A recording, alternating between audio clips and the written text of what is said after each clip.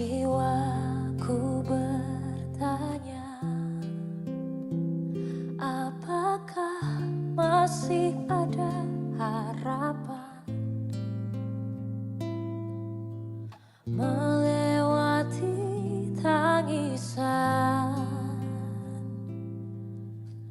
rasa sesak di dada. Imanku berkata, Tuhanku yang pegang kuasa, Dia selalu bekerja meski mataku tak melihat.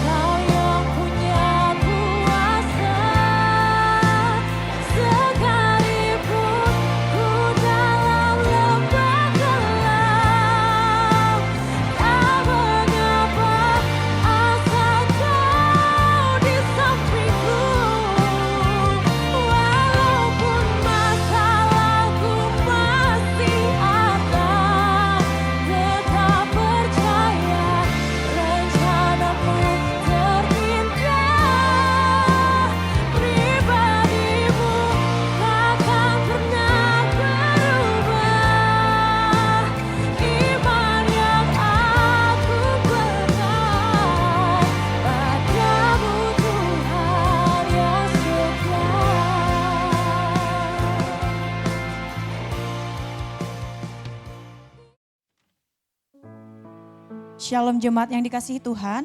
Shalom. Kita bersyukur hari ini kita boleh datang bersama-sama beribadah di rumah Tuhan dalam kebaktian umum yang kedua GMI Damai Sejahtera. Bagi saudara yang baru pertama kali hadir dan beribadah bersama kami ucapkan selamat datang. Jika saudara belum memiliki tempat ibadah yang menetap, kami mengundang saudara untuk bergabung bersama kami di minggu-minggu yang akan datang. Mari kita bersama-sama memberi yang terbaik kepada Tuhan dalam ibadah kita ini. Jemaat yang terkasih, mari kita mengambil sikap yang terbaik di hadapan Tuhan. Mari kita masuk ke dalam hadirat Tuhan, kita bersaat teduh.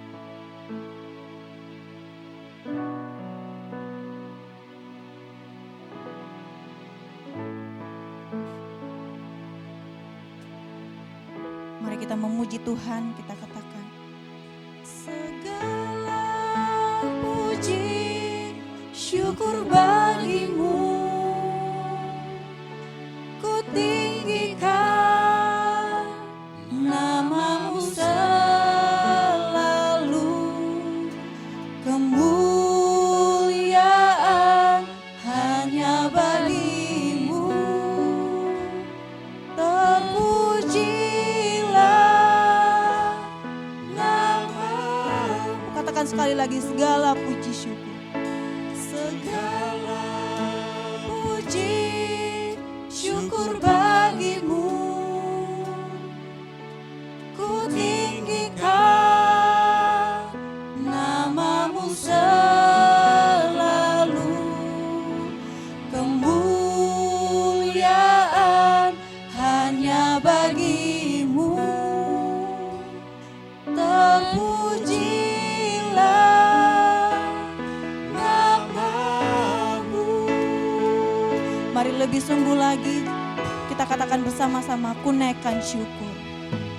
Ku naikkan syukur padamu Yesus, ku sembah sujud kepadamu Tuhan, di hadapan tata kemuliaan-Mu, ku tinggikan, ku agungkan selamanya. Ku naikkan syukur, naikkan syukur padamu Yesus, ku sembah sujud kepadamu Tuhan, di hadapan tata kemuliaan-Mu, ku tinggikan, ku agungkan selamanya. Segala puji syukur, segala puji syukur bagimu, ku tinggikan namamu selalu, kemuliaan hanya bagimu, terpujilah namamu. Mari lebih sungguh lagi, jemaat yang terkasih, saya undang untuk bangkit berdiri, kita nyanyikan bersama-sama.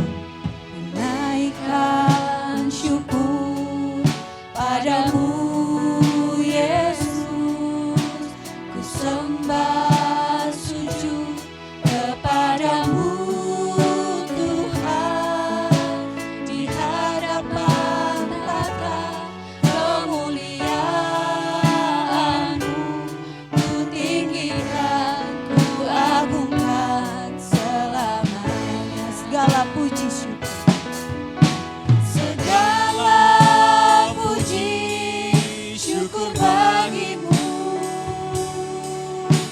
ku tinggikan namamu selalu, kemuliaan hanya bagimu, terpujilah namamu. Segala puji syukur,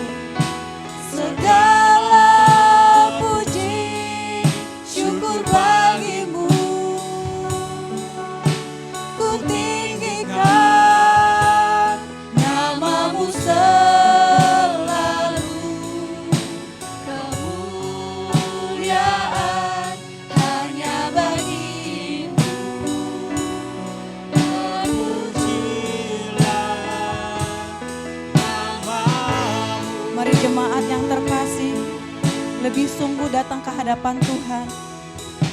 Katakan dalam hatimu, Tuhan, kami bersyukur kami boleh ada sampai hari ini. Semuanya karena kasih Tuhan, karena kebaikan Tuhan. Kami mau datang ke dalam hadirat Tuhan. Kami mau menyatakan bahwa Engkaulah Allah yang layak terima segala pujian. Engkaulah Allah yang mulia dan kudus. Dan kami mau meninggikan nama-Mu selalu dalam hidup kami. Terpujilah Engkau ya Tuhan. Katakan bersama-sama segala puji syukur. Segala puji syukur bagi-Mu. Ku tinggikan nama-Mu selalu. Kemuliaan hanya bagi-Mu. Terpujilah nama-Mu. Kemuliaan hanya bagi-Mu. Kemuliaan hanya bagi-Mu. Terpujilah nama-Mu. Biarlah segala yang bernafas memuji Tuhan. Haleluya. Sebagaimana dilakukan oleh seluruh umat Kristiani di segala tempat dan sepanjang abad, marilah kita bersama-sama mengikrarkan pengakuan iman rasuli. Hendaklah masing-masing kita berikrar demikian. Aku percaya kepada Allah, Bapa yang Maha Kuasa, Khalik langit dan bumi, dan kepada Yesus Kristus, Anaknya yang tunggal Tuhan kita, yang dikandung daripada Roh Kudus, lahir dari anak darah Maria, yang menderita sengsara di bawah pemerintahan Pontius Pilatus, disalibkan, mati dan dikuburkan, turun ke dalam kerajaan maut. Pada hari yang ketiga, bangkit pula dari antara orang mati, naik ke sorga, duduk di sebelah kanan Allah, Bapa yang Maha Kuasa. Dan dari sana Ia akan datang untuk menghakimi orang yang hidup dan yang mati. Aku percaya kepada Roh Kudus, gereja yang kudus dan am, persekutuan orang kudus, pengampunan dosa, kebangkitan daging, dan hidup yang kekal. Amin. Bapak Ibu jemaat yang terkasih, kita masih bangkit berdiri. Kita percaya bahwa cinta kasih Tuhan tidak pernah berkesudahan dalam hidup kita. Amin. Amin. Untuk itu saya mau mengajak Bapak Ibu jemaat yang terkasih, kita mau memuji Tuhan, kita mau menyatakan bahwa Tuhanlah kekuatan dan mazmur kita. Dia adalah gunung batu dan keselamatan kita. Mari katakan bersama-sama dalam pujian ini. Tuhanlah kekuatan dan mazmurku. Dia gunung batu dan keselamatanku. Hanya padamu, hanya padamu hatiku percaya. Kaulah menara dan kota perlindungan. Katakan bersama-sama, ku mau selalu bersyukur. Ku mau selalu bersyukur, sebab cintamu padaku takkan pernah berubah. Hatiku percaya, walau bumi bergoncang, gunung-gunung beranjak, namun kasih setiamu tak pergi dariku. Mari jemaat yang terkasih, lebih bersuka cita lagi kita memuji Tuhan.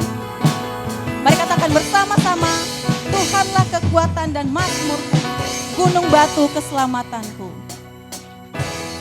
Tuhanlah kekuatan dan mazmurku. Dia gunung batu dan keselamatanku. Hanya padamu hatiku percaya. Kaulah menara, kaulah menara dan kota perlindungan. Katakan bersama-sama,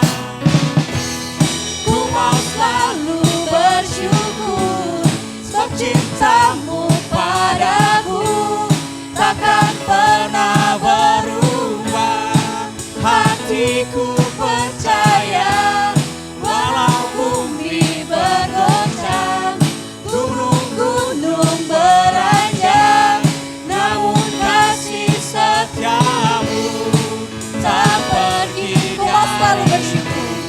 Ku mau selalu bersyukur, sebab cintamu padaku takkan pernah berubah. Hatiku percaya, walau bumi bergoncang, gunung-gunung beranjak, namun kasih setiamu tak pergi dari. Kasih setiamu, Kasih setiamu tak pergi katakan dari. sekali lagi. Kasih setiamu tak pergi dariku.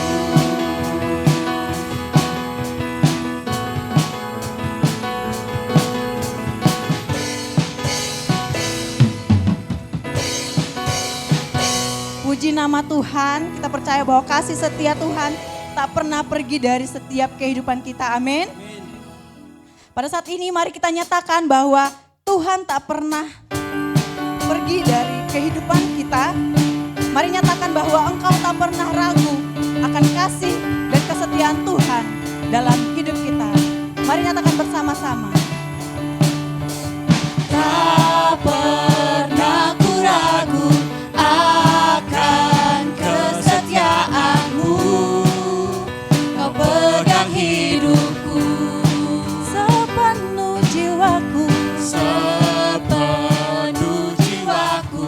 Ku yakin dan percaya, kau tuntun langkahku. katakan Yesus, Yesus, kaulah Raja dalam hidupku, berkuasa berjaya untuk selamanya. Hanya Kau Tuhan, sumber kekuatan, kuasa-Mu tercurah bagiku senantiasa. Denganmu Tuhan. Denganmu Tuhan, bukan berjalan dari kemuliaan sampai kemuliaan selamanya. mari bersorak-sorai untuk Tuhan. Mari kita nyatakan sekali lagi bahwa kita tak pernah ragu akan kesetiaan Tuhan dalam hidup kita. Tak pernah ku ragu akan kesetiaanmu, kau pegang hidupku Sepenuh jiwaku, sepenuh jiwaku. Ku yakin dan percaya, kau tuntun langkahku. mari nyatakan Yesus. Yesus, kaulah Raja dalam hidupku, berkuasa berjaya untuk selamanya. Hanya Kau Tuhan, sumber kekuatan, kuasa-Mu tercurah bagiku senantiasa. Denganmu Tuhan, bukan berjalan dari kemuliaan sampai kemuliaan. Nyatakan hanya Kau Tuhan.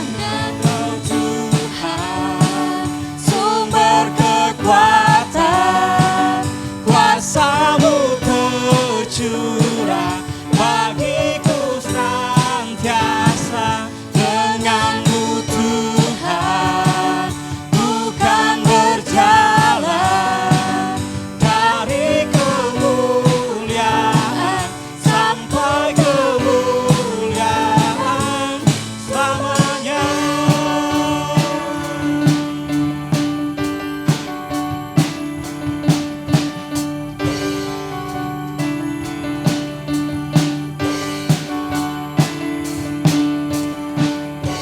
Amin. Berikan tepuk tangan untuk kemuliaan nama Tuhan. Kita percaya bahwa kemuliaan Tuhan sampai selama-lamanya. Amin. Jemaat yang terkasih, saya persilakan untuk duduk kembali. pada saat ini kita akan masuk lebih dalam lagi ke dalam hadirat Tuhan. Mari kita persiapkan hati dan pikiran kita. Kita akan dilawat oleh kebenaran firman Tuhan. Namun sebelumnya mari kita angkat satu pujian yang menyatakan percaya bukan karena melihat. Mari kita sama-sama katakan kekuatan di hidupku. Kekuatan di hidupku, Hanya kami dapat di dalam-Mu Tuhan. ku dapat di dalam-Mu. Kau teguhkan hati kami Tuhan. Kau teguhkan hatiku. Tiada yang mustahil bagimu. Mari nyatakan sekali lagi kekuatan di hidupku. Kekuatan di hidupku, ku dapat di dalam-Mu. Kau teguhkan hatiku. Tiada yang mustahil bagimu. Sebab aku percaya, bukan karena melihat, namun karena firman-Mu yang selalu digenapi di hidupku. Ku percaya, bukan karena melihat, namun karena firman-Mu tiada pernah berubah. Mari kita nyatakan sekali lagi kekuatan di hidupku. Kekuatan di hidupku, ku dapat di dalam-Mu. Kau teguhkan hatiku. Tiada yang mustahil bagimu. Sebab aku percaya, bukan karena melihat, namun karena firman-Mu yang selalu digenapi di hidupku. Ku percaya, bukan karena melihat, namun karena firman-Mu tiada pernah berubah. Sebab aku percaya. Sebab aku percaya, bukan karena melihat, namun karena firman-Mu yang selalu digenapi di hidupku. Ku percaya, bukan karena melihat, namun karena firman-Mu tiada pernah berubah. Sebab aku percaya. Sebab aku percaya, bukan karena melihat, Kepada hambanya. namun karena firman-Mu yang selalu digenapi di hidupku. Ku percaya, bukan karena melihat, namun karena firman-Mu tiada pernah berubah. Sebab aku percaya. Sebab aku percaya, bukan karena melihat, namun karena firman-Mu yang selalu digenapi di hidupku. Ku percaya, bukan karena melihat, namun karena firman-Mu tiada pernah berubah. Bapa di surga, Tuhan Yesus, saat ini kami datang di hadapan Tuhan. Berikan kepada kami Tuhan kesempatan untuk menikmati hadirat-Mu. menikmati penyampaian firman Tuhan. Dan kami yang menerima firman itu Tuhan Yesus, kami rindu Engkau boleh melawat setiap hati kami Tuhan pada pagi hari ini. Ketika kami boleh mengambil komitmen kami Tuhan untuk datang ke hadapan Tuhan saat ini. Kami percaya Bapa, Roh Kudus-Mu memberikan kepada kami hikmat dan juga pengertian untuk dapat menerimanya.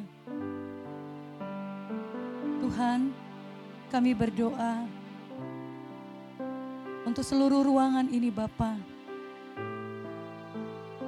Biarlah kiranya kasih kuasa dari Allah Maha Tinggi memenuhi kami semuanya. Memenuhi ruangan ini ya Tuhan. Jangan biarkan pikiran kami Bapa diintervensi oleh iblis sehingga mengganggu fokus kami kepada Tuhan. Terima kasih untuk hamba-Mu yang Kau layakkan untuk berdiri di hadapan jemaat Tuhan saat ini. Biarkan kami boleh dapat bersama-sama belajar untuk mengerti apa yang menjadi isi hati Tuhan pada pagi hari ini. Terima kasih Tuhan, kami mau sambut firman-Mu dengan penuh syukur. Kami sambut dalam nama Yesus, Tuhan kami. Amin. Shalom Bapak Ibu. Ya, kita bersyukur bahwa kita sudah masuk di minggu kedua ya. Di minggu kedua kita boleh bersama-sama menikmati hadirat Tuhan dan kita bisa diingatkan dengan kebenaran firman Tuhan. Masih dalam masa suasana Paskah ya. Jadi kuasa kebangkitan Tuhan masih kita rasakan. Amin. Sebelumnya minta izin ya. Ya, kita melihat firman Tuhan dari Yohanes 20. Mari kita lihat firman Tuhan dari Yohanes 20 ayat yang ke-24 hingga ayat yang ke-29. Mari kita lihat firman Tuhan dari Injil Yohanes 20 ayat yang ke-24 hingga ayat yang ke-29. Saya dibantu oleh Singer dan WL. Jemaat Tuhan, kita akan membacanya secara bersama-sama, namun kita ada bergantian juga ya, sama-samanya nanti di ayat yang ke-29. Nah, saya akan mulai, nanti ayat yang ke-25 kita semua ya. Demikianlah firman Tuhan. Yesus menampakkan diri kepada Thomas. Tetapi Thomas, seorang dari ke-12 murid itu, yang disebut Didimus, tidak ada bersama-sama mereka ketika Yesus datang ke situ. Maka kata murid-murid yang lain itu kepadanya, kami telah melihat Tuhan. Tetapi Thomas berkata kepada mereka, sebelum aku melihat bekas paku pada tangannya, dan sebelum aku mencucukkan jariku ke dalam bekas paku itu, dan mencucukkan tanganku ke dalam lambungnya, sekali-kali aku tidak akan percaya. 8 hari kemudian murid-murid Yesus berada kembali dalam rumah itu dan Thomas bersama-sama dengan mereka. Sementara pintu-pintu terkunci, Yesus datang dan ia berdiri di tengah-tengah mereka dan berkata, "Damai sejahtera bagi kamu." Kemudian ia berkata pada Thomas, "Taruhlah jarimu di sini dan lihatlah tanganku, ulurkanlah tanganmu dan cucukkan ke dalam lambungku, dan jangan engkau tidak percaya lagi, melainkan percayalah." Thomas menjawab dia, "Ya Tuhanku dan Allahku." Kata Yesus kepadanya, "Karena engkau telah melihat aku, maka engkau percaya. Berbahagialah mereka yang tidak melihat, namun percaya." Bapak Ibu, kita bersyukur sekali ya bahwa firman Tuhan ini dari apa yang kita baca kita pasti sudah mengerti apa yang menjadi tujuan perikop yang kita baca firman Tuhan. Nah Bapak Ibu, kita diberikan satu tema ketika Yesus datang untuk keraguanmu. Ketika Yesus datang untuk keraguanmu. Nah kita melihat di dalam Injil Yohanes Ketika kita membaca Injil Yohanes, Yohanes mencatat peristiwa mengenai kesaksian tentang Tuhan Yesus. Jadi kalau kita lihat Injil Yohanes mulai dari pasal 1 dan semuanya itu bicara tentang banyak kesaksian tentang siapa Yesus itu.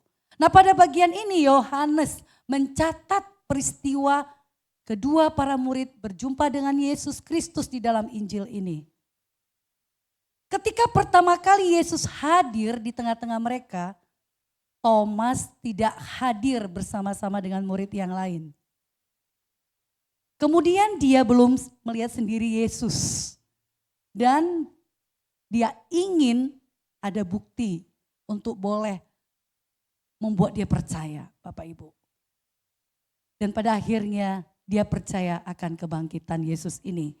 Namun sebelumnya kita melihat beberapa hal atau beberapa kelompok murid yang akhirnya percaya kepada kebangkitan Yesus. Yang pertama itu adalah mereka yang melihat kubur kosong dan mengingat firman Tuhan yang mereka dengar ketika bersama dengan Tuhan waktu hidupnya. Orang itu adalah Yohanes sendiri. Dia melihat kubur kosong dan menafsirkannya berdasarkan apa yang pernah disampaikan atau diucapkan Yesus kepadanya dan itu kembali diingatnya. Yesus pernah berkata tentang hal yang sekarang dia saksikan. Yesus pernah berbicara tentang kebangkitannya. Hal apakah yang paling mungkin menjelaskan fakta kubur kosong beserta dengan kain yang terlipat di dalam kubur itu? Yohanes pernah mendengar firman dari Tuhan Yesus. Lalu dia melihat kubur itu. Kemudian saya katakan tadi, dia menafsirkan berdasarkan firman yang pernah didengarnya dan mengambil kesimpulan bahwa Yesus bangkit. Yang kedua, kelompok murid yang kedua adalah mereka yang percaya setelah berjumpa dengan Yesus Kristus. Siapa mereka? Salah satunya adalah Maria Magdalena. Maria Magdalena atau Maria yang berasal dari daerah Magdala. Makanya Magdalena itu karena perempuan itu berasal dari daerah Magdala. Dan murid-murid yang lain dikatakan melihat Yesus di tempat tertutup juga. Nah, mereka menjadi percaya karena mereka pun melihat dia bangkit. Dan pada waktu itu Maria menyadari bahwa Yesus telah bangkit ketika Maria bercakap-cakap dengan dia dan mendengar langsung suaranya Bapak Ibu. Nah, masih di dalam kelompok dua ini adalah Thomas. Thomas yang menuntut jawaban berupa bukti atas keraguan yang muncul mungkin mengenai kebangkitan Yesus Kristus. Nah dikatakan kenapa Thomas termasuk dalam golongan yang kedua ini? Bapak Ibu ketika mempersiapkan ini Bapak Ibu saya melihat ada beberapa hal ya. Jadi mereka menjadi percaya saya katakan tadi ketika mereka melihat dia bangkit. Dan sadar bahwa orang itu ada di depan mereka dan mereka mengenal betul suara orang tersebut. Dan murid-murid yang lain juga ya teman-temannya. Mereka percaya kepada dia setelah mereka melihat bukti di depan mata mereka. Barulah mereka percaya dia adalah Sang Mesias. Namun Thomas adalah pribadi yang mendengar dari teman-teman sebelumnya bahwa mereka mendengar Yesus sudah bangkit. Namun dia termasuk dalam kelompok yang kedua ini Bapak Ibu. Banyak pertanyaan yang muncul dalam diri Thomas, benarkah Yesus dibangkitkan? Di manakah dia, mana bekas lukanya? Sampai aku menyentuh bekas lukanya, barulah aku percaya bahwa dia sudah bangkit. Bapak Ibu, sesuatu hal yang kita tadi sudah naikkan pujian, apa tadi di refnya? Bab aku percaya. Bukan karena melihat. Sekarang kok kenapa Thomas sudah lama bersama Tuhan. Sudah tahu seperti apa Tuhan dan pengajarannya. Kenapa dia ragu? Itulah Thomas. Itulah pertanyaan-pertanyaan yang keluar dari perkataan Thomas. Thomas menolak untuk percaya kecuali dia katakan Yesus itu berdiri di depan dia. Semua murid dianggap hanya berhalusinasi. Bapak Ibu, Thomas bersikeras tidak mau percaya, dia punya prinsip. Bapak Ibu ada orang yang punya prinsip begitu ya. Kita mungkin melihat orang selintas tanpa betul mengenal karakternya dalam keseharian, dalam pergaulan, dalam dialog kita baru menemukan karakter orang itu seperti apa.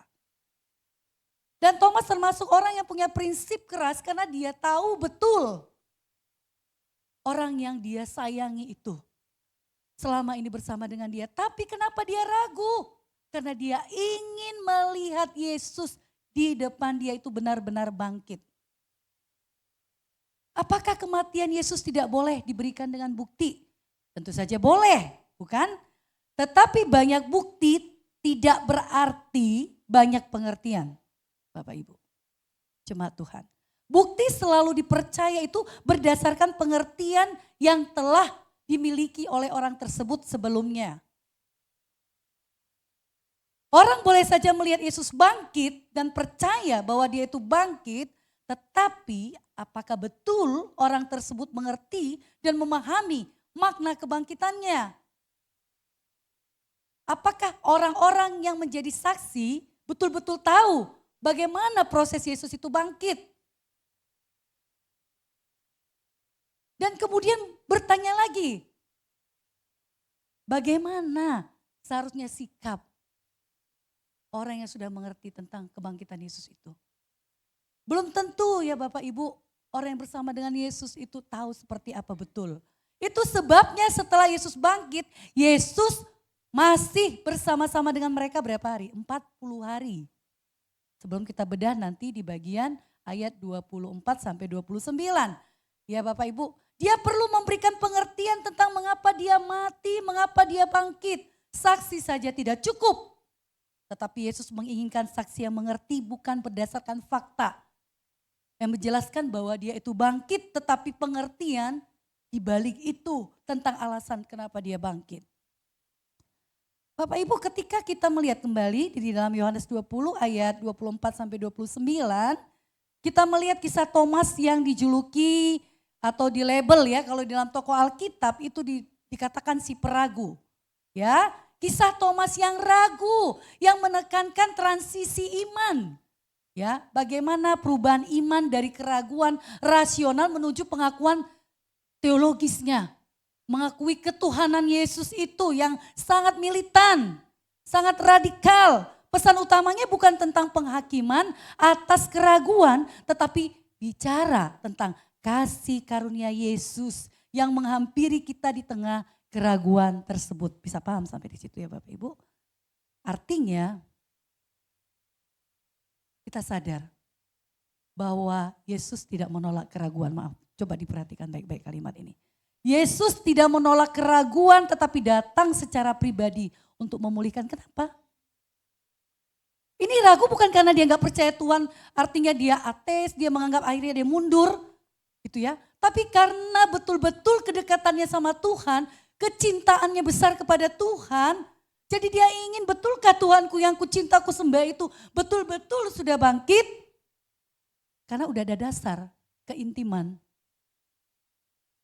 Secara emosional terikat. Bapak Ibu, ada beberapa hal ketika kita belajar. Pertama kita lihat hakikat keraguan Thomas. Mengapa dia ragu? Thomas tidak hadir saat Yesus menampakkan diri, bukan? Kita lihat di ayat 24 ya. Kemudian sampai ayat 25 dijelaskan bagaimana cerita itu, kisah itu. Nah, dia menuntut bukti fisik untuk percaya. Nah, sifat keraguan Thomas dicap sebagai peragu. Kenapa? Karena ia menolak percaya pada kebangkitan Yesus sebelum melihat dan menyentuh bekas luka itu.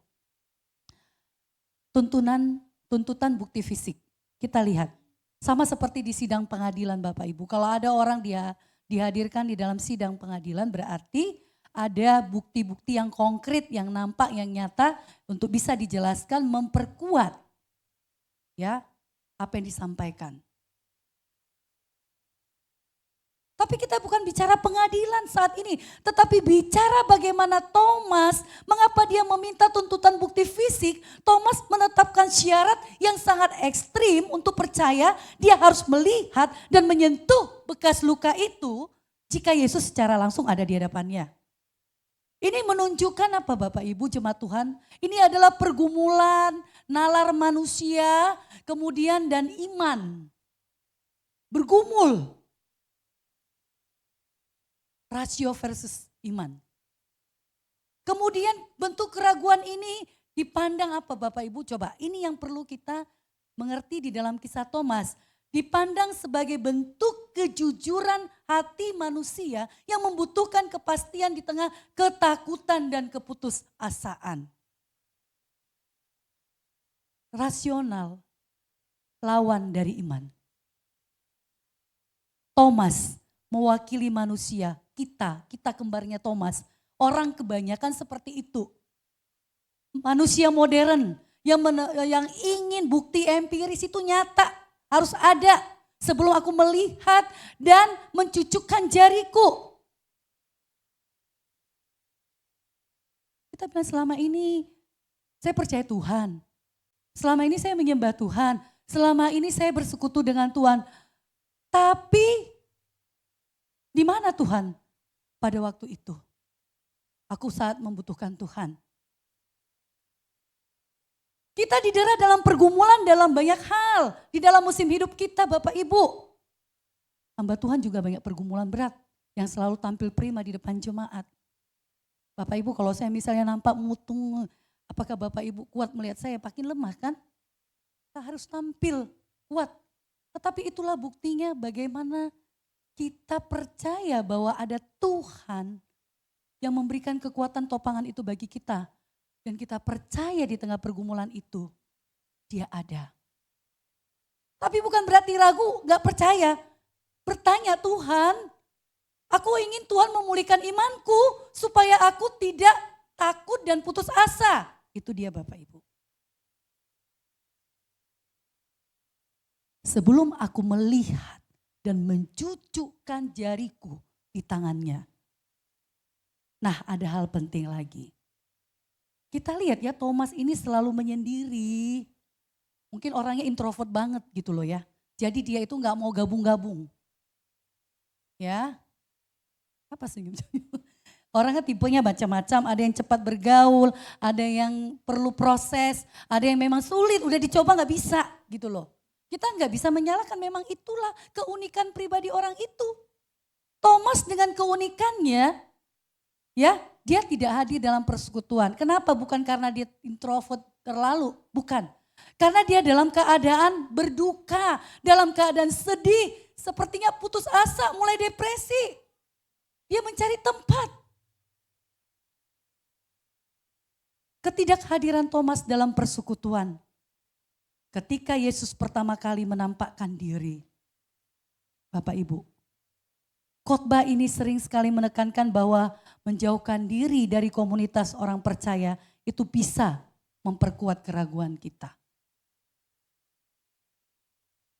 Dan hari ini kita melihat sekalipun teman-temannya sudah memberikan dia peneguhan, betul loh, gak, tetap tidak. Itu Bapak Ibu. Mungkin kalau orangnya sekilas bilang keras kepala banget ini orangnya. Sudah ada pun ini berapa orang, lebih dari 2 orang. Kok keras kepala ya? Karena dia butuh kepuasan. Karena kecintaan besar pribadinya kepada pribadi Tuhan kepadanya. Sehingga dia punya pengalaman yang mungkin ingin melihat Tuhan secara langsung. Ada pengalaman indah. Bapak Ibu, sering kali orang dalam keadaan duka, kita selalu bilang, kamu jangan ragu, udah gak usah nangis, gak usah kayak gak percaya Tuhan aja, Tuhan itu ada loh. Bapak Ibu, orang seperti itu mengalami krisis emosi. Kemanusiaan dia lagi muncul. Kita gak boleh menyalahkan seperti itu. Orang yang dalam kedukaan contohnya, mereka kehilangan emosional, kehilangan figur, kehilangan orang atau sosok yang ada bersama dia. Justru harus ada penguatan. Kita nggak banyak bicara. Cukup saya siap mendengar ceritamu. Orang itu akan puas nangis, bercerita. Mendengar aja itu luar biasa, menolong. Kita lihat di Alkitab tidak ada reaksi daripada teman-teman Thomas. Di Alkitab tidak ada mencibir dia, tidak ada.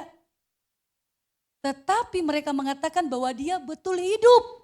Kami sudah melihat dia. Bapak Ibu, ketika orang dalam satu masa seperti itu, seandainya ada Thomas di antara komunitas orang percaya, bagaimana sikap kita? Kita hadir di sana, memberikan peneguhan, pengalaman indah secara spiritual bersama Tuhan. Angkat hal itu.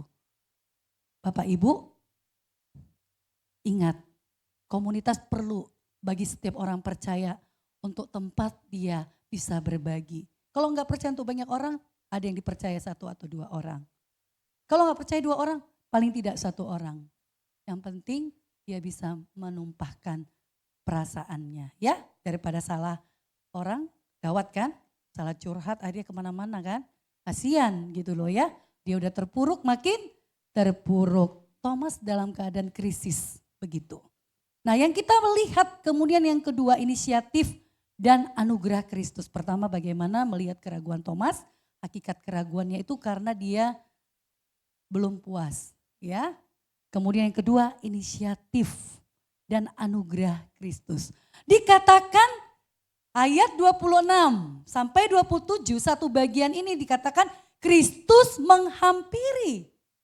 Kristus datang, inisiatif Tuhan datang, sama itu. Kalau kita belajar ke metodisan, ingat Bapak Ibu, anugerah pendahuluan Tuhan berikan kepada setiap orang yang meresponi keselamatan yang diberikan oleh Tuhan. Bukan statis, bukan pasif, tetapi dia berinisiatif, datang, kita responi. Metodis itu ya. Prevenient grace, anugerah pendahuluan. Tuhan datang menghampiri Thomas. Dia datang. Dia berinisiatif. Dan dikatakan Bapak Ibu, Kristus menghampiri. Kristus tidak membuang Thomas karena keraguannya. Tidak. Sebaliknya dikatakan ada bilangan yang dijelaskan atau disebutkan di dalam pasal 20 ini dikatakan, ayat keberapa Bapak Ibu? Ayat keberapa dikatakan? Ayat 26 itu di kata terdepan. Dikatakan 8 hari kemudian. 8 hari kemudian Yesus datang secara khusus untuk menjawab keraguan Thomas. Ayat 26 sampai 27. Artinya menunjukkan kasih Allah yang proaktif. Mengejar dombanya yang tersesat di dalam pikirannya sendiri. Allah proaktif. Allah berinisiatif datang. Bapak Ibu, menariknya Yesus tidak memarahi atau melepaskan status Thomas dari daftar murid. Ya, dari sikap keraguannya karena keraguannya tersebut. Sebaliknya Yesus datang kembali secara khusus untuk menjawab kebutuhan Thomas akan bukti. Dan Tuhan tidak alergi terhadap pertanyaan jujur kita juga mungkin. Tuhan tidak alergi terhadap pertanyaan jujur Anda. Dia cukup besar hadir untuk menangani pergumulan Anda. Amin. Kemudian dikatakan, salam damai. Damai sejahtera bagi kamu. Coba Bapak Ibu lihat ayat 26. 8 hari kemudian murid-murid Yesus berada kembali dalam rumah itu. Nah, dikatakan dia sudah kembali dalam komunitasnya dan Thomas bersama-sama dengan mereka. Sementara pintu-pintu terkunci, nah semua dijelaskan ya dalam satu tempat. Kemudian dikatakan lagi ada pertama bicara tentang angka hari keberapa penegasan waktu. Kemudian dikatakan lagi berada kembali dalam rumah itu keterangan tempat. Kemudian dijelaskan lagi ada siapa di sana? Thomas bersama dengan mereka, kata ganti mereka, jamak itu menunjukkan murid-murid lebih dari satu. Ya, kemudian dikatakan apa lagi? Jelaskan lagi tentang keadaan, keterangan. Ya, keterangan tempat juga dijelaskan. Pintu-pintu terkunci. Kemudian ada satu klimaks cerita. Yesus datang dan ia berdiri di tengah-tengah mereka. Coba bayangkan kita di situ ngobrol-ngobrol ya. Di tengah-tengah mereka tiba-tiba Yesus datang. Waktu kita ngobrol-ngobrol.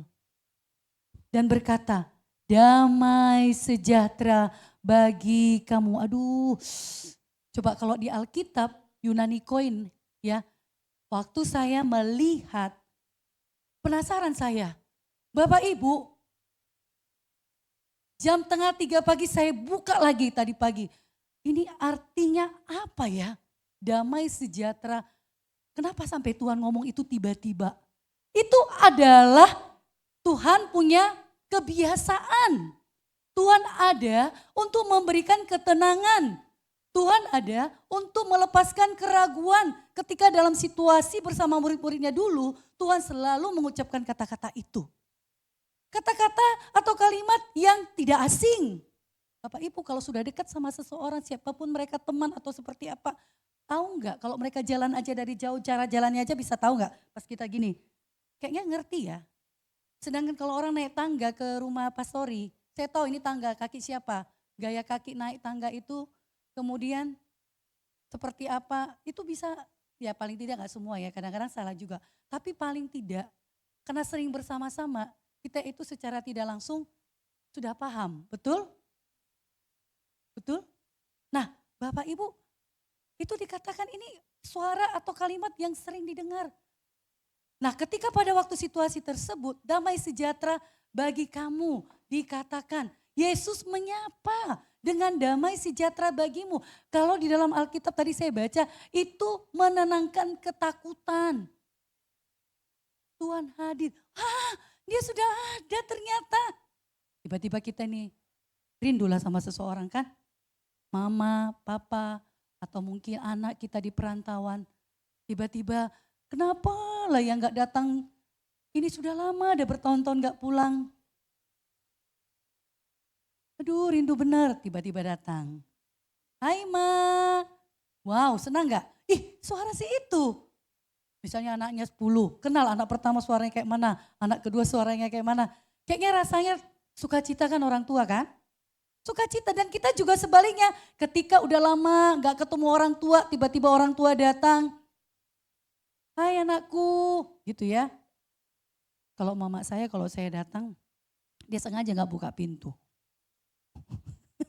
Dari gerbang besar itu saya sudah cing cing cing cing cing cing cing cing, pintu gerbang kan tinggi. Terus aduh saya telepon gak diangkat, gimana nih orang tua di dalam rumah. Karena mama sendiri kadang-kadang kan, karena adik saya selalu kadang dinas luar kota. Aduh saya takut kadang-kadang, gimana di dalamnya namanya orang tua, udah 76 tahun di dalam, bagaimana ya gitu. Bapak Ibu Jemaat, kemudian saya lama berdiri di gerbang itu. Aduh saya telepon adik saya nggak ngangkat, semua nggak ngangkat. Saya tanya tetangga nggak ada yang tahu. Tadi ada kok di situ. Aduh jangan-jangan omanya gimana ya. Saya takut kan kalau dibilang jangan-jangan gitu. Oh jangan-jangan sampai. Mereka belum ngomongnya saya udah takut kan. Jangan yang negatif dulu saya dengar karena saya udah rindu. Nah tiba-tiba udah deh ini orang gimana ya. Ternyata saya karena udah lama dia buat saya jengkel dulu lama di luar. Dia rindu melihat kejengkelan waktu dulu. Saya kan kalau orangnya udah ngedumel gitu kan mama saya langsung suka buat macam-macam gitu ya. Biasa saya nangis dulu gitu ya baru dibuat lagi kembali. Terus saya mama ini sudah 1 jam lebih loh aku di luar gini. Tiba-tiba mamanya bilang udah rindu lihat kamu lagi marah gitu ya. Nah kenapa rindu lihat marah? Tapi itu kerinduan. Ada sesuatu yang dirindukan. Nah kita juga kan kadang-kadang mama buat surprise, aku datang gitu gak ngasih tahu kabar. Nah bagaimana situasi waktu Yesus datang hadir bersama dengan murid-muridnya. Damai sejahtera, suara itu begitu menenangkan, syahdu, memberikan ketenangan.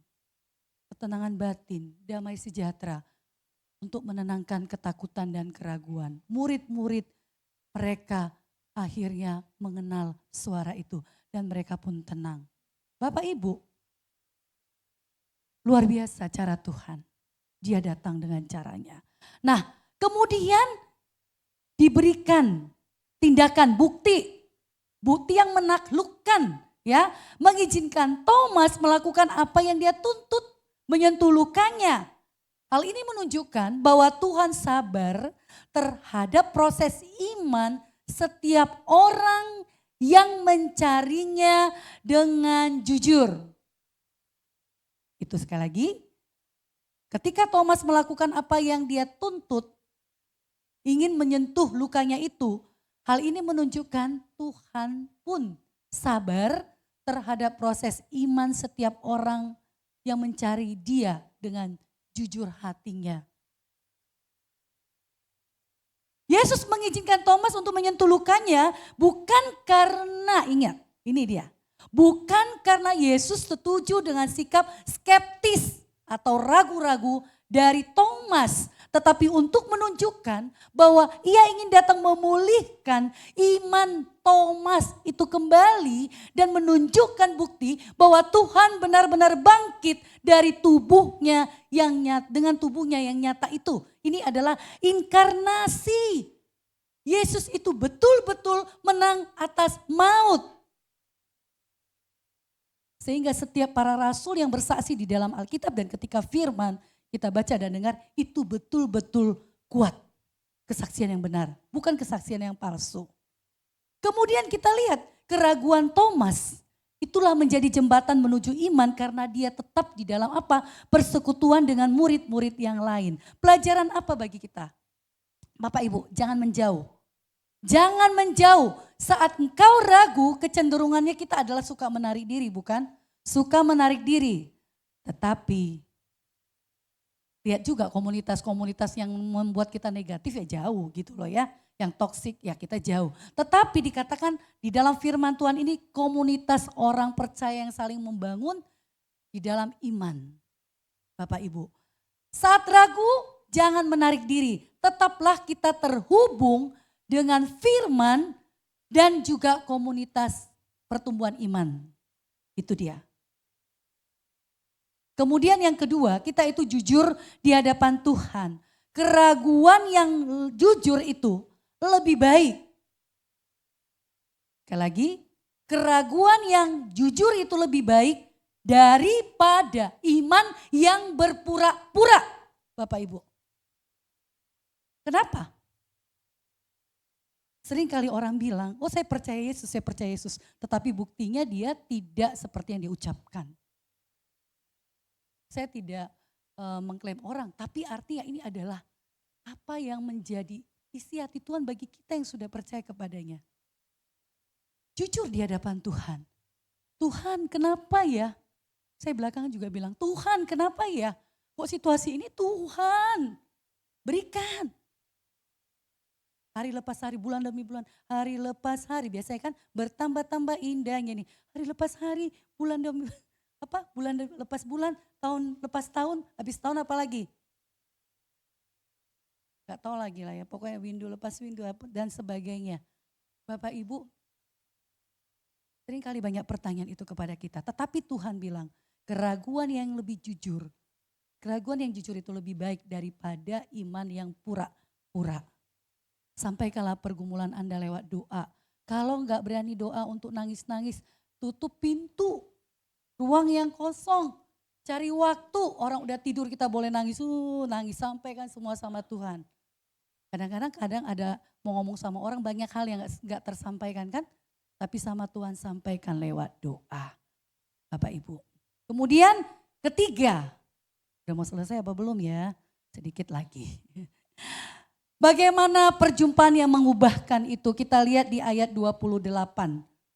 Ayat 28, Thomas mengalami perjumpaan Tuhan dengan Tuhan. Mengalami transformasi ketika dia berjumpa dengan Tuhan. Dia katakan, ya Tuhanku dan Allahku. Itu langsung spontan loh Bapak Ibu. Cuma Tuhan. Nah, Inilah klimaks Injil kitab Yohanes. Dikatakan pernyataan Thomas di ayat 28 itu adalah pengakuan iman kristologis orang Kristen yang paling tinggi dalam seluruh Injil Yohanes. Ya, dengan menyebut Yesus itu sebagai Allahku, ho Theosmu. Artinya Allahku. Saking rindu dan luar biasanya yang perasaan yang dia sudah pendam akhirnya terpuaskan. Bapak Ibu, Thomas mengakui keilahian Yesus secara penuh. Tidak sebagian, tidak ragu-ragu lagi, tetapi sudah penuh. Ini mengonfirmasi klaim orang yang tidak percaya, yang ateis atau ragu-ragu parah, bahwa firman itu adalah Allah, Yohanes 1 ayat 1. Kenapa Yohanes meletakkan pada mulanya adalah firman, firman itu bersama-sama dengan Allah dan firman itu adalah Allah. Inilah yang disampaikan apologetika orang Kristen, pembelaan iman. Bapak Ibu, sekali lagi dikatakan Allah yang kita percaya itu, dia adalah Tuhan kita, dia adalah yang punya otoritas yang luar biasa, dia sudah bangkit mengalahkan maut dan kita memperoleh keselamatan kekal. Firman adalah Allah. Yohanes 1 ayat 1. Nah di ayat 28 tadi dikatakan transformasi melalui perubahan atau perjumpaan itu bagaimana? Transformasi melalui perjumpaan. Ada perubahan status. Perjumpaan dengan Kristus itu mengubah si peragu itu menjadi seorang penyembah yang sejati. Bapak Ibu kalau orang menjadi, maaf ya, worshiper. Seorang worshiper ketika dia boleh menikmati rasa cintanya kepada Tuhan, bahwa dia memuji Tuhan, menaikkan pujian itu bukan karena talenta semata atau potensi yang dia miliki, tetapi karena dia sudah mengalami jatuh cinta bersama dengan Tuhan, dia bisa menikmati cintanya Tuhan dan merasakan kebaikan Tuhan, maupun ada hal banyak badai dalam kehidupannya, tapi dia tetap percaya kepada Tuhan dan tetap mengatakan terima kasih Tuhan. Bagaimanapun aku percaya kepadamu. Itu adalah worshiper, seorang pemuji. Karena seorang worshiper itu tidak sembarangan. Kenapa? Karena dia ingin mengajak orang masuk di dalam hadirat Tuhan. Bapak Ibu, makanya kalau orang melayani jangan diganggu. Biar dia mempersiapkan hatinya dengan tenang untuk menikmati hadirat Tuhan sebelum dia melayani orang lain. Itu. Jangan kalau kita mau melayani, kok sombong banget lo ya. Dari tadi gua telepon lo gak angkat-angkat HP. Gimana mau ngangkat HP? Dia lagi mempersiapkan hatinya dengan tenang, bukan? Dan kalau ada orang yang mau melayani Tuhan, hanya takut salah dilihat orang, itu akan hilang, hambar. Setelah dia turun dari mimbar, itu hanya seperti sama dengan sebuah pertunjukan biasa. Dan dia tidak menikmati kehadiran Tuhan di dalam hidupnya. Kehadiran Tuhan pada waktu dia melayani. Coba kita lihat, ketika orang mengalami perjumpaan dengan Tuhan, apapun yang dia rasakan, rasa ragu itu dalam satu musim yang sangat berat sekalipun, dia akan mencari Tuhan. Amin. Bapak Ibu, kita ini bukan orang yang hebat, bukan orang yang super. Tetapi Tuhan percaya bahwa setiap orang yang sudah mengaku dia Tuhan, Tuhan. Dia percaya setiap orang yang mau memikul salibnya, menyangkal dirinya, dia percaya bahwa orang itu pun akan tetap mencari Tuhan seumur hidupnya. Amin.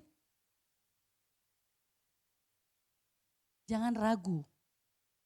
Di tengah ketidakpastian masa depan, ada Tuhan yang bersama dengan kita. Jadi kalau orang memuji itu muji aja, mau salah pun, mau apapun dia tetap fokus. Karena kita bukan perform di depan itu, bukan. Tapi kita betul-betul mau menikmati hadirat Tuhan turun atas kita. Bukan karena kita pakai scarf atau pakai blazer atau pakai yang gimana supaya bagus. Enggak, walaupun itu bagian yang penting juga. Tetapi sama seperti Thomas, ketika dia mengalami perjumpaan dengan Tuhan, dia tetap bersikeras. ingin berjumpa dengan Tuhan karena aku pernah merasakan hadirat bersama dengan dia. Dan ingin mengalami cintanya Tuhan. Sama seperti yang lain, tapi aku ingin lihat dulu betul enggak dia. Bapak Ibu, tapi ingat sekali lagi saya mau katakan kepada kita. Ya, ketika Tuhan mengizinkan Thomas menyentuh lukanya, bagian ini perlu kita garis bawahi. Bukan karena Yesus setuju dengan skeptisme Thomas. Tetapi untuk menunjukkan bahwa ia benar-benar bangkit dalam tubuh yang nyata. Dan memulihkan imannya. Ia ada bagi Thomas. Bapak Ibu, keempat kita mau belajar apa? Berkat bagi yang tidak melihat. Ayat 29 sama-sama 2-3 ya. Kata Yesus kepadanya, karena engkau telah melihat aku, maka engkau percaya. Berbahagialah mereka yang tidak melihat, namun percaya. Yesus menegaskan apa Bapak Ibu jemaat Tuhan? Bahwa berbahagialah mereka yang percaya tanpa harus melihat bukti fisik. Ini adalah sebuah afirmasi peneguhan bagi orang percaya. Yang membangun iman berdasarkan kesaksian Alkitab.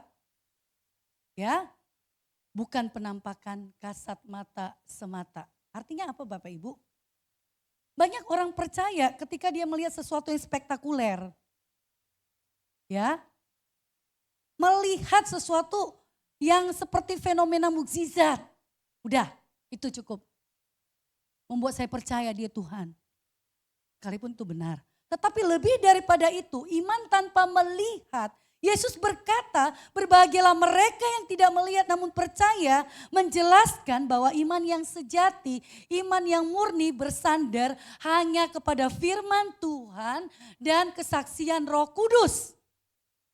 Yang ditulis dan diiluminasi oleh Tuhan dan dipimpin dituntun kepada para penulis-penulis Alkitab. Bapak Ibu, saya baca belakangan bagaimana histori Alkitab. Ya, diberikan gift. Bab 1, bab 2 itu agak digocoh. Ya, iman, percaya nggak kita? Nah, dikasih sesuatu yang real. Tapi di bagian 3 diteguhkan kembali. Sama seperti kisah Thomas ini. Artinya seringkali orang ragu Alkitab. Seringkali orang bukan mau percaya kepada Alkitab, firman Tuhan, tetapi mencari-cari kesalahan Alkitab. Bukan menjadikan Alkitab sebagai pedoman hidup. Sekalipun kita tahu bahwa Alkitab ini ditulis dalam satu proses yang panjang. Makanya kalau di sekolah teologi itu dulu kita belajar bibliografi. Ya, bagaimana ada arkeologi Alkitab segala macam. Beberapa ada di beberapa sumber. Itu bisa goyang kita. Tetapi sekali lagi ketika kita diteguhkan perkataan Tuhan itu ada menuntun penulis-penulis itu. Itu juga menuntun kita sekarang Thomas yang luar biasa ragunya tapi tetap kembali dipulihkan imannya. Ya, nah jadi berbahagialah mereka yang tidak melihat namun percaya, menjelaskan iman yang sejati itu bersandar kepada firman Tuhan dan kesaksian Roh Kudus. Bukan hanya semata pada fenomena spektakuler mujizat yang boleh dilihat mata. Itu ya. Kemudian kebahagiaan, ketika berbahagialah orang yang melihat namun percaya, itu bicara ada objek iman yang ditonjolkan. Kebahagiaan tersebut datang karena iman kita tidak lagi bergantung kepada panca indera kita yang terbatas.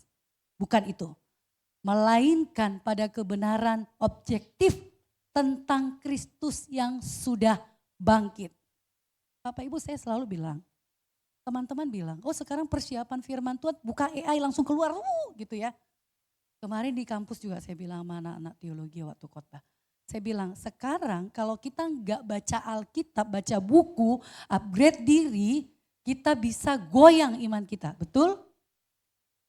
Jadi jangan puas hanya setelah S1 teologi, udah pelayanan sudah cukup.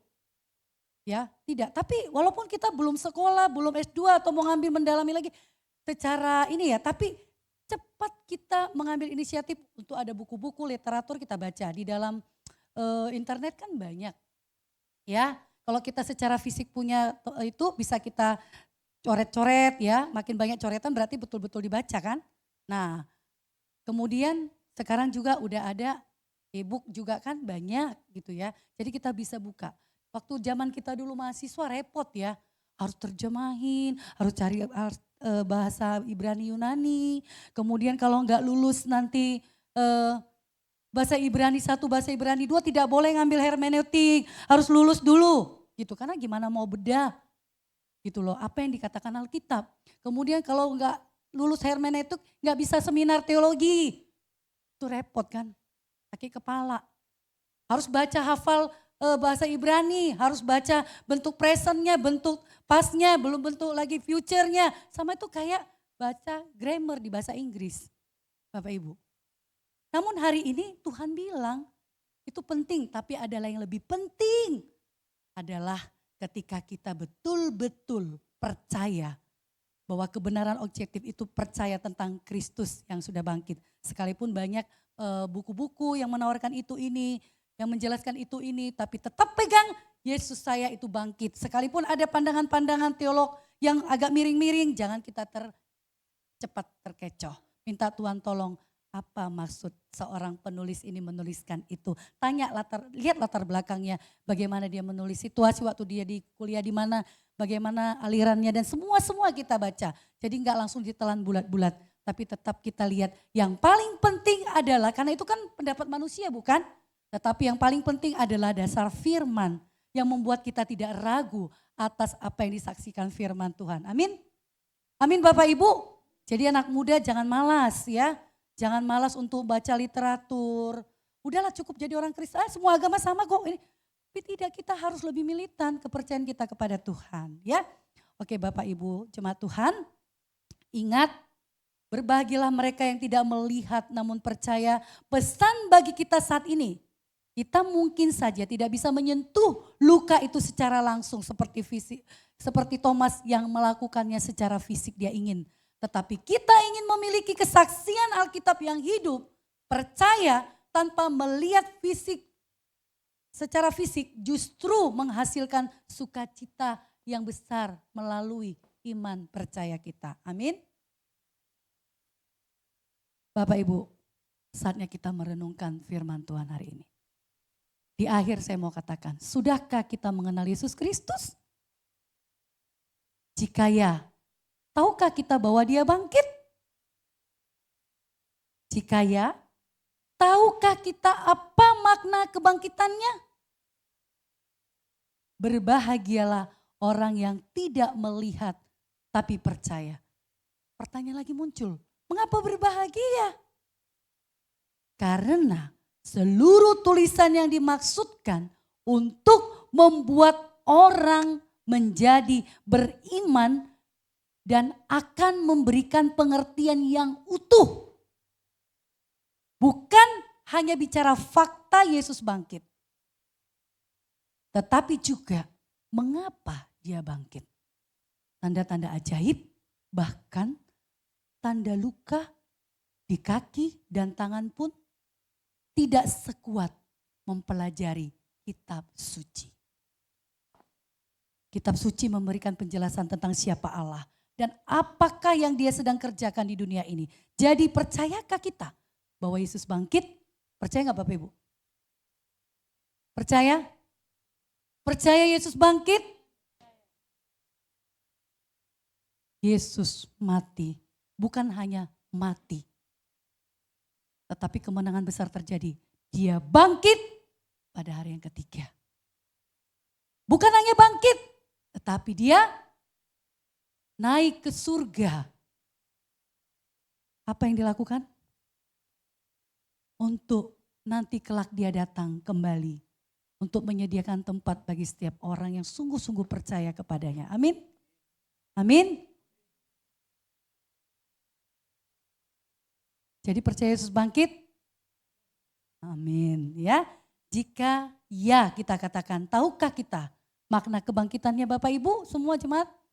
Tahu makna kebangkitannya? Apa maknanya? Apa makna kebangkitannya? Untuk menyelesaikan kehadiran kerajaannya dengan menyaksikan siapa dia lewat hidupmu. Bersaksi sampai Tuhan datang, jangan ragu. Amin. Amin semua Bapak Ibu. Amin. Jadi yang orang tua, yang punya keluarga, anaknya diajarkan baca firman. Ya. Dan seorang anak mungkin dalam keterbatasan orang tua dengan waktunya tidak menyalahkan posisi orang tua juga. Itulah karena dulu mama gak pernah sempat ngajari saya ya, jangan salahkan kami. Gak juga seperti itu. Tetapi ketika kita menerima kebenaran dan mengingatkan kita, mari kita belajar untuk tetap mau dipulihkan Tuhan di dalam iman percaya kita. Pesan inti daripada khotbah hari ini adalah mengajak jemaat menyadari bahwa keraguan itu adalah bentuk kemanusiaan kita. Namun Yesus cukup berdaulat dan penuh kasih untuk datang melampaui keraguan tersebut agar kita dapat kembali percaya dengan teguh 100%. Amin. Amin Bapak Ibu. Yang kedua apa? Kita sadar bahwa Yesus tidak menolak keraguan kita karena kemanusiaan tadi ya. Tetapi datang secara pribadi berinisiatif untuk memulihkan iman percaya kita. Apakah kita mau sungguh-sungguh menjadi penyembah sekarang? Amin ya. Jangan tunggu lama-lama. Sekarang ketika engkau jadi peragu, jadikan dirimu sebagai seorang penyembah. Tidak harus WL, tidak harus main piano di depan. Tetapi dimanapun engkau berada, menampakkan kecantikan kalau bagi perempuan. Inner beauty dari dalam akan terpancar keluar. Tapi bukan berarti yang cewek-cewek gak perlu juga penampilan fisik, perlu juga ya kan.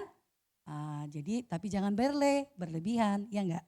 Nah kalau yang cowok-cowok juga memancarkan aura. Apa itu? Aura apa? Aura kasih. Aura bagaimana kita bersinar memberkati orang dengan wajah kita. Kegantengannya. Orang ganteng itu bukan hanya dari wajahnya, tapi dari hatinya dan bagaimana dia bersikap terhadap sesuatu. Amin. Ya, mari kita bersama-sama berdoa biar kiranya Tuhan menolong kita untuk datang kepadanya dan iman kita dipulihkan. Sehingga kita tidak ragu lagi. Mari kita berdoa. Sebelum kita berdoa, kita naikkan pujian hatiku percaya Bapa. Kami datang kepadamu Tuhan.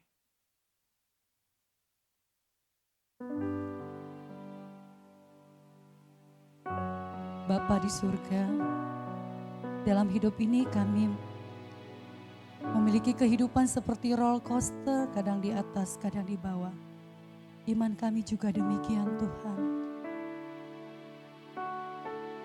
Tuhan kami percaya ketika Engkau datang untuk keraguan kami akan melihat bahwa Tuhan Engkau tidak menjauh dari keraguan kami. Tapi Engkau justru datang secara pribadi menjumpai dan memulihkan iman kami. Kami mau datang dengan hati yang terbuka Tuhan. Kami percaya Tuhan yang kami sembah hari ini. Tuhan yang hidup, yang mengenal setiap kami dan pergumulan kami.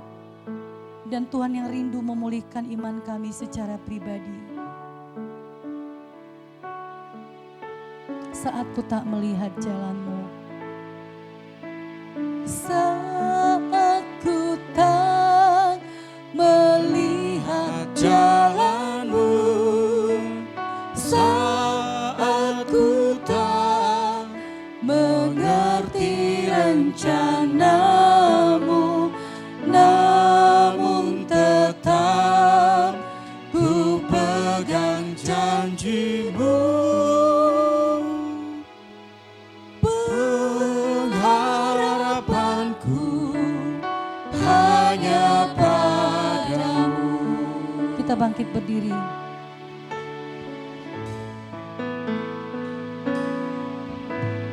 Saat ku tak melihat jalanku, saat ku tak mengerti rencana-Mu, namun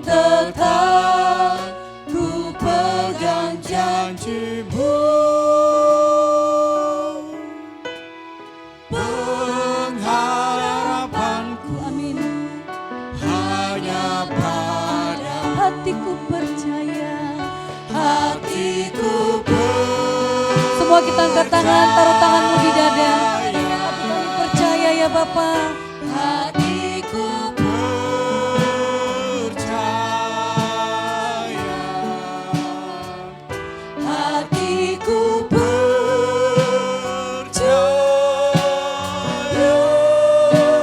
selalu ku percaya, Hatiku percaya. hatiku percaya, Amin Tuhan. hatiku percaya, hatiku percaya,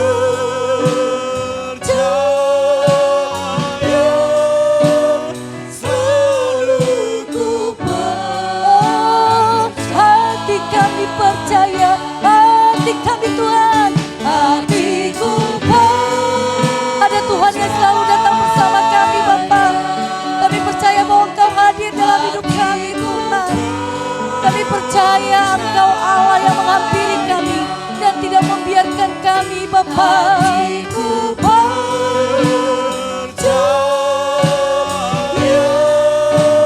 selalu ku percaya, Secara perlahan. hatiku percaya, Amin Bapa. hatiku percaya,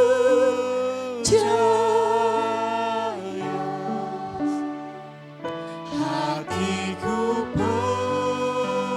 percaya, selalu ku Kami percaya, hatiku percaya. hatiku percaya,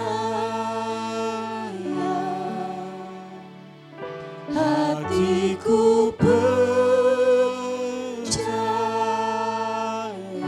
Hati kami percaya. hatiku percaya,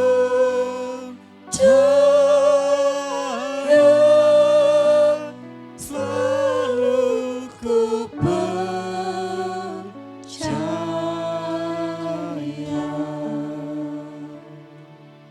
Bapa di surga Tuhan.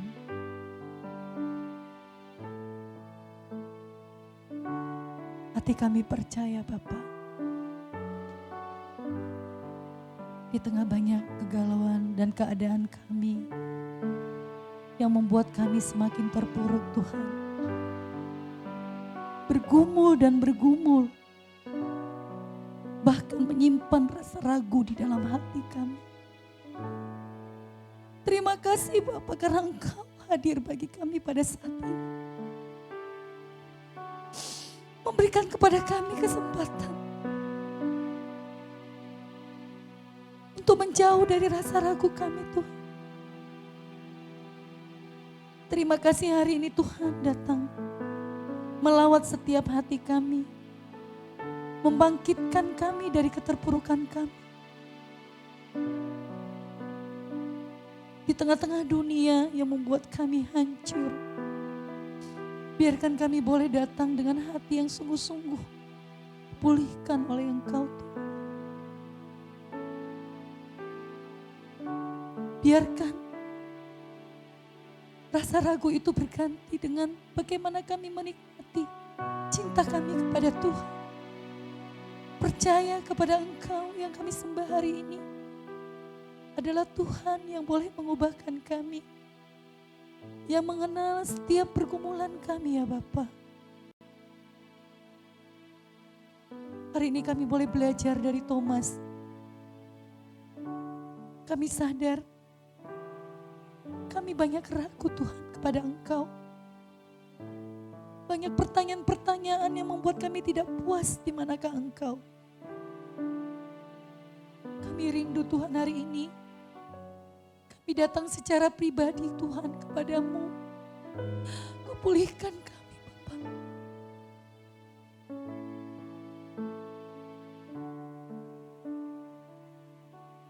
Tuhan Tuhan, kami menyadari bahwa ragu kami adalah bagian dari kemanusiaan kami Tuhan. Cukup bergumul dan Tuhan proses kami. Kiranya Engkau cukup berdaulat dan penuh kasih ya Bapak. Terima kasih Tuhan datang menghampiri kami. Terima kasih karena hari ini kami boleh percaya bahwa Tuhan yang kami sembah adalah Tuhan yang hidup. Kuasa kebangkitannya mengalahkan rasa ragu kami. Dan terima kasih Bapa, biarkan kami memiliki pengertian yang utuh. Bukan hanya secara rasional kami mengenal Engkau, tapi dengan iman kami yang sungguh-sungguh. Engkau boleh menolong kami memulihkan iman percaya kami.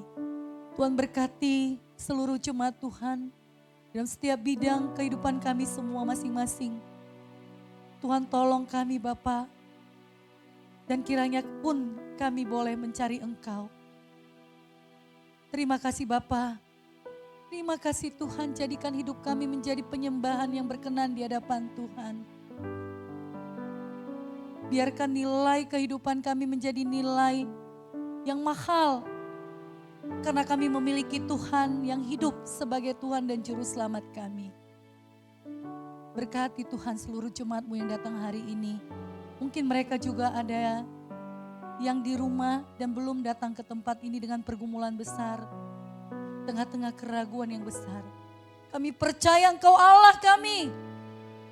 Tidak membiarkan kami di dalam keraguan itu. Tetapi Engkau menolong kami dan memberikan damai sejahtera-Mu bagi kami. Terpujilah Engkau Tuhan dan menolong dan memimpin kehidupan kami.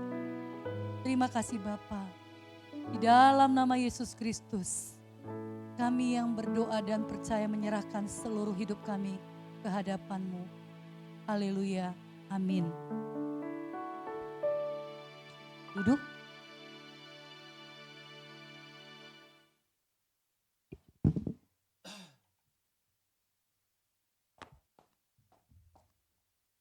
Puji nama Tuhan, kita telah dilawat oleh kebenaran firman Tuhan. Dan pada saat ini mari kita persiapkan hati dan pikiran kita untuk memberikan persembahan kita kepada Tuhan. Kepada petugas kami persilakan.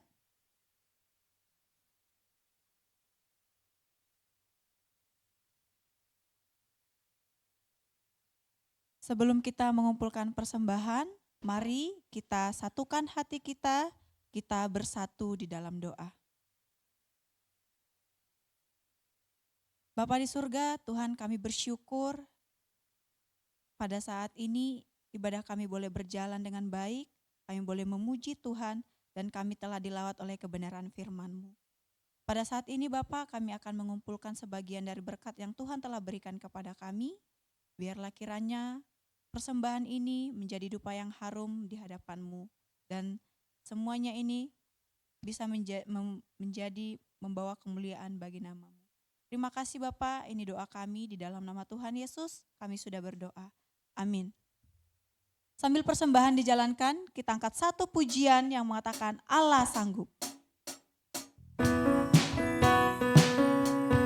Pujian ini sekaligus menjadi respon kita untuk kebenaran firman Tuhan yang sudah melawat kita.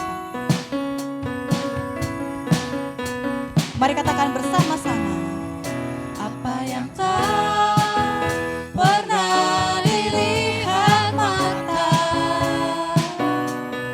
dan tak pernah didengar telinga, yang tak pernah timbul dalam hati, yang tak pernah timbul di dalam hati, semua disediakannya bagi yang mengasihi Dia. Katakan Allah sanggup. Allah sanggup melakukan segala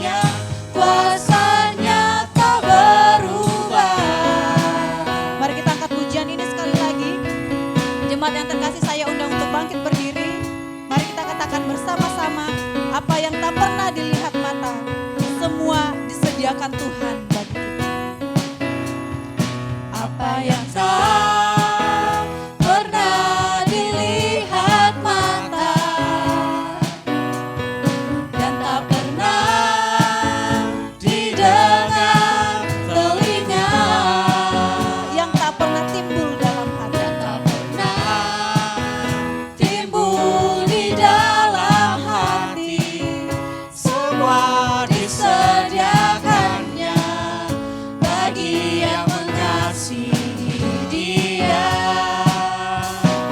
Allah sanggup melakukan segala perkara, dulu, sekarang, dan selamanya. Kuasanya tidak berubah. Allah sanggup melakukan segala perkara, dulu, sekarang, dan selamanya. Kuasanya tak berubah. Dulu, sekarang, dan selamanya. Dulu, sekarang, dan selamanya. Dulu, sekarang, dan selamanya. Kuasanya tak berubah.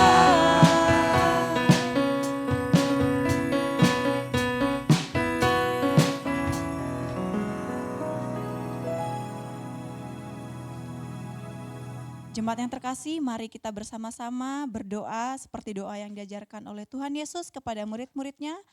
Doa Bapa kami kita bersama-sama. Bapa kami yang di surga, dikuduskanlah namamu, datanglah kerajaanmu, jadilah kehendak-Mu di bumi seperti di sorga. Berikanlah kami pada hari ini makanan kami yang secukupnya, dan ampunilah kami akan kesalahan kami, seperti kami juga mengampuni orang yang bersalah kepada kami. Dan janganlah membawa kami ke dalam pencobaan, tetapi lepaskanlah kami daripada yang jahat. Karena Engkau yang punya kerajaan, dan kuasa, dan kemuliaan sampai selama-lamanya. Amin. Doksologi. Puji Allah Bapa Putra, puji Allah Roh Kudus, ketiganya yang esa. Pohon selamat sumber berkah. Amin.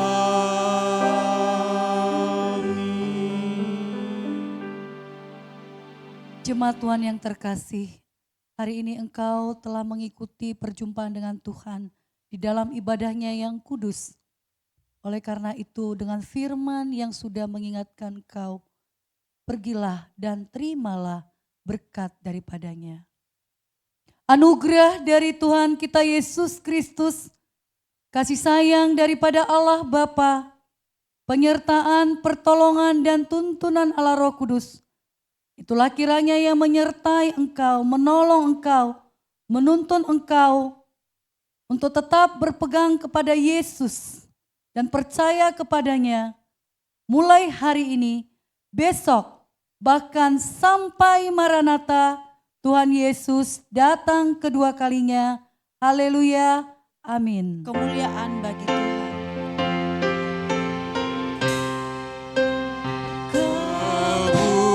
Kemuliaan bagi Tuhan di tempat maha tinggi.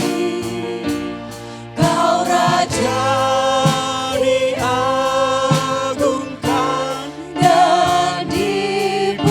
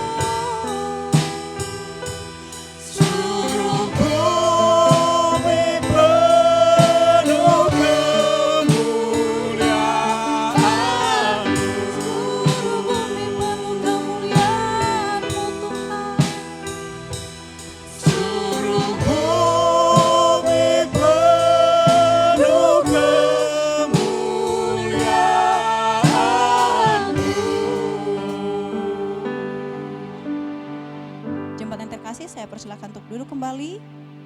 Kita bersaat teduh.